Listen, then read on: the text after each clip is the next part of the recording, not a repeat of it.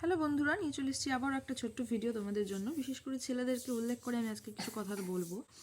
তো কিছুদিন আগে কেউ আমার কাছে বলছিল যে মেয়েদের কি বিয়েবাড়িতে ঠান্ডাই লাগে না। গেলাম বিয়েবাড়ি, গিয়ে দেখছি খুব বেশি পাঁচ পাঁচ ছটা মেয়েই পরেছে গরম কাপড়, বাকিগুলো কেউ গরম কাপড় পরেনি, না সোয়েটার না জ্যাকেট, কিছুই না।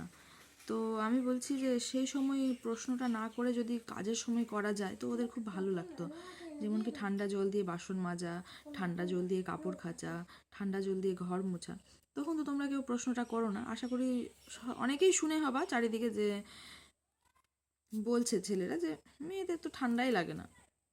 তো আমি বলছি তখন তো প্রশ্নটা করে নাও অনেক সহজে, কিন্তু যখন বাড়ির বউরা বা মেয়েরা যখন বাড়ির কাজ করে তখন তো একবারও বলো না যে দাও তো বাসনগুলো ধুয়ে দিই, আজ থাক, আজকে তোমাকে জল ঘাটতে হবে না, বাসনটা আমি ধুয়ে দিই, থাক কাপড়টা আমি ধুয়ে নিব আজ, থাক ঘরটা তোমাকে মুছতে হবে না, ঠান্ডাটা চলে যাক, বা যেদিন দিন ভালো করবে রৌদ্র হবে সেদিনই ঘরটা মুছবে, আজ কুয়াশা ঢাকা, মুছতে হবে না। কই কখনো তো বলো না তোমরা কেউ। তো কেন এই প্রশ্নটা যে মেয়েদের বিয়ে বাড়ি গেলে ঠান্ডাই লাগে না? তো ওই সময় প্রশ্নটা করো না, মেয়েদের ভালো লাগবে তো, অবশ্যই ভালো লাগবে, একবার কাউকে জিজ্ঞেস করেই তো দেখো।